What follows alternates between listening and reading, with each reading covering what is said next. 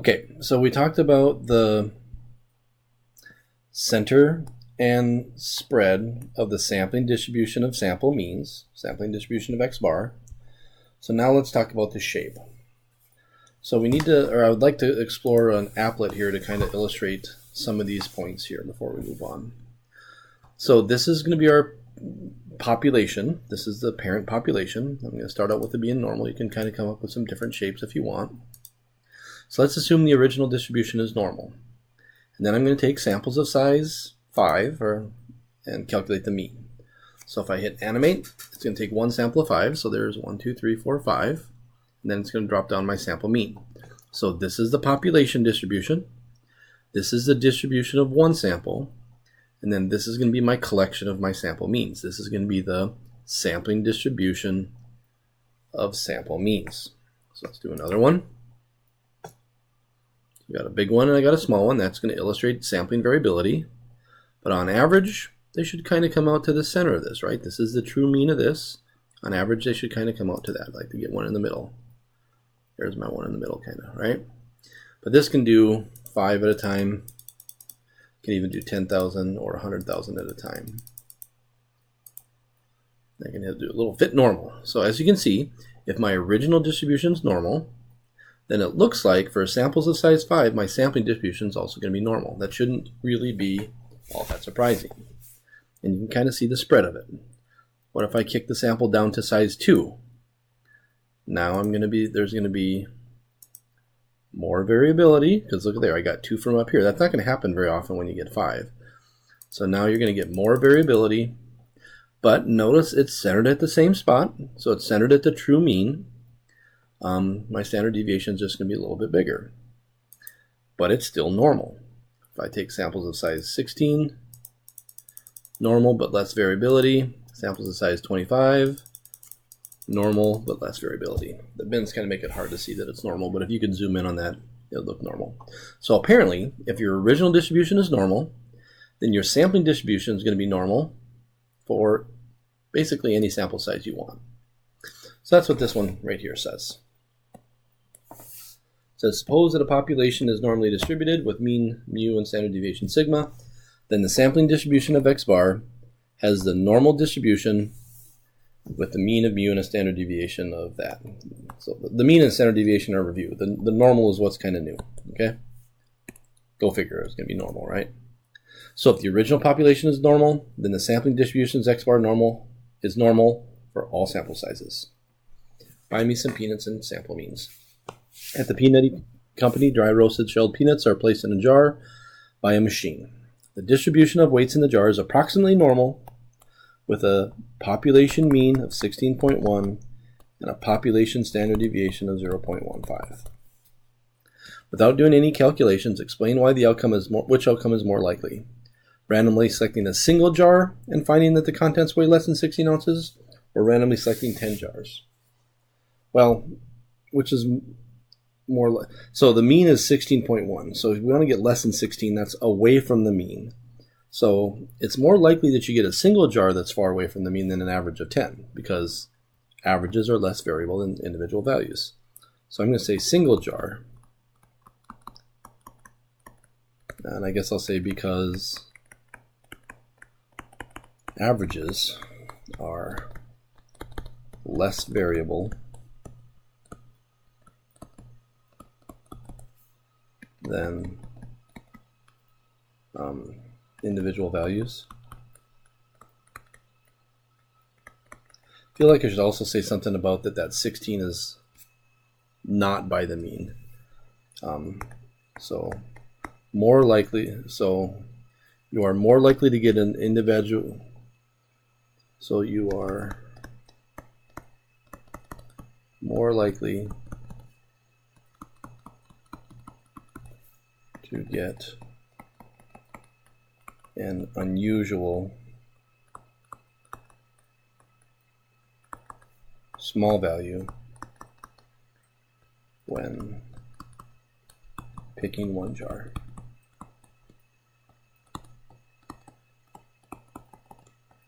Not perfect, but I think that's okay. Find the probability that a randomly selected jar contains less than 16 ounces of peanuts. So first of all, Okay, I know it's normal, so this is just a single jar. This is a question I could have asked many chapters ago in semester 1. The mean is 16.1. Standard deviation is 0.15. I want the probability that we are less than 16. So that's going to be that. Probability that a single value is less than 16. So I got my setup here. I'm just going to use the calculator function. Menu, statistics, distributions, normal CDF, negative infinity to 16, average is 16.1, standard deviation is 0.15, don't forget the 1 there. 25%, 25.2. So there's a 25% chance that you get a jar less than 15. That's not really that unlikely. Describe the sampling distribution of sample means. Check the conditions for each statement. Center. The mean of my X bars is the true population mean, which is 16.1 ounces. And what's the condition? Need to take a simple random sample. We took and SRS. Good. Spread. Standard deviation of X bar is the standard deviation of your population divided by the square root of n. That is 0.15 divided by the square root of 10 jars. And again, I hope I'm not going too fast, but I'm using basically the mean and standard deviation formulas from earlier.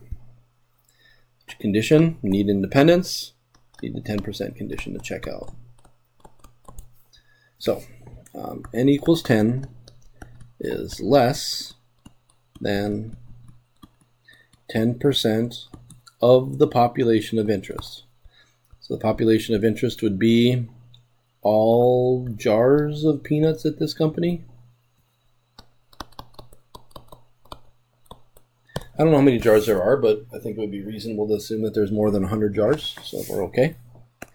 And then shape, approximately normal. And for the reason we kind of just discussed with that applet, if the original distribution is normal, then the sampling distribution is going to be normal for any sample size, including sample size 10. Original distribution is normal. So the sampling distribution of X bar is also normal. Okay? Find the probability that 10 jars contains an average. Find the probability that your average is less than 16. All right, well, we still have a normal curve, but now the center, well, I guess the center of your X bars is still 16.1.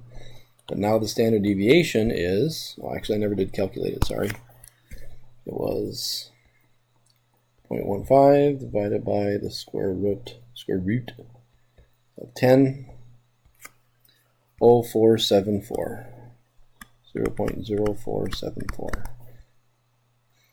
As you can see, averages are less variable than, so 0.0474. Now 16 is going to be more over here, and we're going to be much less likely to get an average of less than 16 with 10 jars than we were with that single jar. How much less? Well, let's just do our normal CDF. It's basically the same function. The only thing we replace is the new standard deviation. Let me put in that last answer. 0.18. 0.018. Less than a 2% chance of getting an average of 10 is less than 16. So our intuition was right up here. This is just kind of a mathematical proof of that. So what about sampling from a population is not normal? Okay, so let's go back to our applet. Let's explore this a little bit. So what if we have a really, let's start with a bind. I'm not in class we spent a lot of time doing this. I'm not going to spend a ton of time on it. I don't know if people want to watch that or not, but if you want to watch it, I'm sorry. But so we got bimodal distribution. So if we take a small sample size, let's say sample size of 2, we can animate and try to predict what this distribution is going to look like. I don't want to play around with it too much. Like I said, I don't want to waste your time. Let's just do 10,000. Kind of interesting. We get a trimodal distribution. So if your original distribution is not normal and your sample size is 2, it doesn't look like your sampling distribution is normal. But as you kick up the sample size, something kind of interesting happens. It's still not normal, but it's kind of starting to get a little bit closer to normal. Sample size of 10. At sample size of 10, we're still not quite right, but it's looking pretty good. If we go up to 25, it looks like the sampling distribution is normal. So if your original distribution is bimodal, as your sample size increases, your sampling distribution gets closer and closer to normal.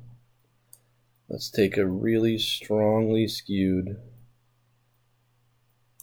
distribution.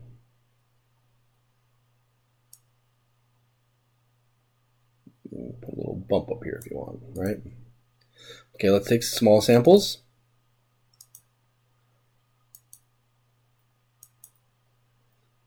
Do about 100,000 of them. So again, if the original distribution is not normal, then your sampling distribution isn't normal when your sample size is 2 or 5, but it's getting closer to normal. 10, closer, 25. Still looks like it's a little bit skewed, a little bit off center, but it's certainly getting closer and closer to normal. So this illustrates an important theorem in statistics called the central limit theorem. So, as was illustrated by the sampling distribution applet, when sampling from a non-normal population, as the sample size increases, the sampling distribution gets closer and closer to normal. This is called the central limit theorem. I guess I could read it to you again, but that's the central limit theorem, okay? So how large of an n is required? Although as we illustrated in the sample, sometimes samples of 10 or 15 is enough. I'm saying we'll be conservative and say that the sample size needs to be 30. I do want to go on record here that 30 is just, we're going to treat 30 like a magic number, but it's really not. In fact, if you have a very strongly skewed distribution, even samples of size 30 aren't enough to make the distribution normal. But we're going to just pretend in statistics that if it's less than 30, we're kind of not good, and if it's bigger than 30 or equal to 30, then we're good. So we're going to kind of treat that as a magic number. Okay? So this leads us to the shape check or X bars for sampling distributions of means. So here's how we do it. It's called the normal large sample condition, and it's kind of a two-part check. So the first question you ask, is the original distribution approximately normal? If it is, then the sampling distribution of X bar is normal for all sample sizes. If your original is normal, then your sampling distribution for X bar is going to be normal. If it's not, or if you don't know what it is, then you kind of fail that check and you got to go down to the second one to check it. So if the original distribution is not normal, or if you're not sure, then the sampling distribution of X bar is approximately normal if your sample size is 30 or larger due to the central limit theorem. Okay? So if the first one doesn't check, check the second. If the second doesn't check, then your distribution is not normal. Okay? All right, stop the video there.